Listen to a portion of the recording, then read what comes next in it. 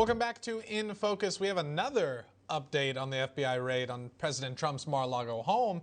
This after attorneys for the Justice Department filed a motion Tuesday arguing in support of halting the special master process over the alleged classified documents that were taken from his Florida residence. This request after the U.S. District Judge Aileen Cannon sided with Trump's motion for a special master to review the materials that were taken from his home back in August. But to no one's surprise, the Justice Department has a pretty big issue with this decision. They don't want anyone else to see the evidence, it would seem.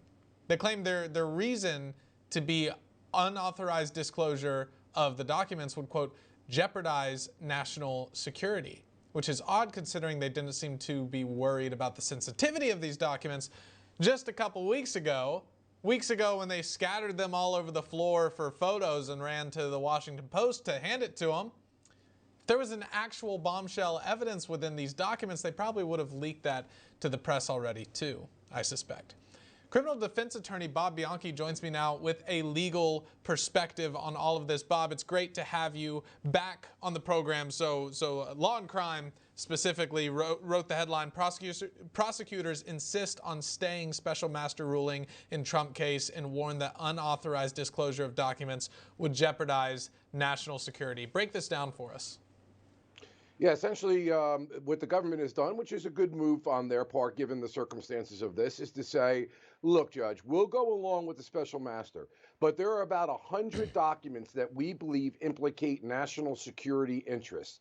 And with respect to those, we are asking you to stay your ruling. In other words, what they're asking legally is to allow us to have access to and be able to use and investigate with respect to that limited set of documents. The rest of the documents in the thousands, give it to the special master. We'll consent. We won't appeal that ruling. But with regard to this limited class of documents, we want to be able to continue with our criminal investigation as well as a national security assessment to see whether or not any sources or methods of things that are within those documents have been compromised. That's essentially what they're doing right now, Addison. Okay, so essentially they're saying that they're going to turn over all of the documents except this little subset. Is that common, legally speaking? Is this a common problem that people run into with these types of cases?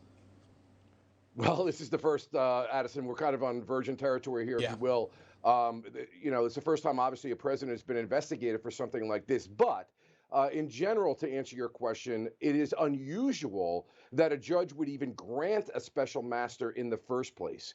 And essentially what the judge did here, which I think is subject to a little shaky legal theory, is essentially saying that the former President Trump is going to get a special status. Typically speaking, there would not be a special master unless there were heavily privileged attorney-client documents, not this argument about the executive branch and whether they're classified or not classified. So the judge gave him a benefit that I think is beyond what most people would get in ordinary circumstances. Yeah. And I know, I'm pretty sure Trump did allege, or at least his team alleged, that the FBI had seized material that was attorney-client privilege. So it's interesting to see how all of that's going to unfold with this special master debacle. I do also want to get to this. I came across this and it was very interesting. The headline reads, San Francisco police sued after using rape exam kit to link a woman to a burglary. So this woman was apparently a victim of sexual assault. They ran a rape kit to try to get the DNA of her assailant who victimized her, and then they used that kit rather, to run the evidence and find out that she's a suspect in one of their burglaries. Her lawyer is coming forward and saying that this was unconstitutional, that the rape kit serves one purpose only. What do you make of this, Bob? Because it's a pretty surprising turn of events for this woman, going into the police and getting this done, and then them contacting you and say, hey, you're now a suspect in a robbery. Well, when I was prosecutor in charge of 44 law enforcement agencies, whenever we dealt with a situation where a person was a victim of a rape, whether it be a male or a female, I mean, we covered that with great sensitivity and made sure that we didn't re-victimize them. So this idea, we really don't know much about this database. In the articles I'm reading, it indicates that when genetic material in a non-criminal sense is being stored, they store it on this database.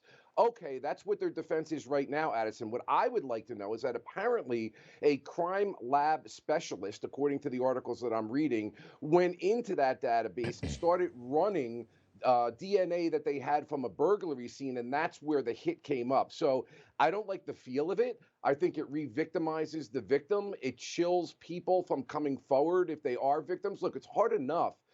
Especially with respect to women, I know we're not supposed to classify it, but to come forward and to go to law enforcement, and it's a very invasive procedure to get that DNA in the first place, and to have it and it's stored in a database and to be used against somebody or not properly even protected so that it's not going out to the world in general is a pretty bad look. I don't like the feel of it, and I think she's got an excellent civil rights case. Now, they obtained an arrest warrant for the woman based largely on the DNA match, according to the lawsuit. If this woman is indeed found guilty of the burglary, how will that impact, how do you think that will impact this lawsuit? Moreover, if she's found innocent, how do you think it will, because right now she's just a suspect and she hasn't been convicted of any crimes. So whichever way it goes, if she's convicted or not convicted, how will that impact this suit? Let's unpack this a little bit. First off, I would imagine in the criminal case where she is now charged with burglary, her lawyers are going to make a motion that that evidence should be excluded because it was improperly used. So we don't even know if we get to a criminal case at the end of the day here. But of course, if she is convicted, it's a less viable case. Not with respect to the use of the DNA. She still has the case, but you want, as a lawyer, to have her found innocent because in addition to her civil rights being violated for the DNA piece of the case, you now have a malicious prosecution and false arrest case because she was found not guilty of the offense. So it just increases the causes of action that we talk about that you can sue for. So, but irrespective of whether she wins or loses, she still has a civil rights case for the improper and unauthorized use of that DNA, in my opinion. Yeah, it's one of these one in a million stories that kind of have you a little shaken up and confused when you read it. Bob Bianchi from Law and Crime Network, as always, the legal analysis is much appreciated. Thank you for joining the show. My pleasure, Addison. Coming up next,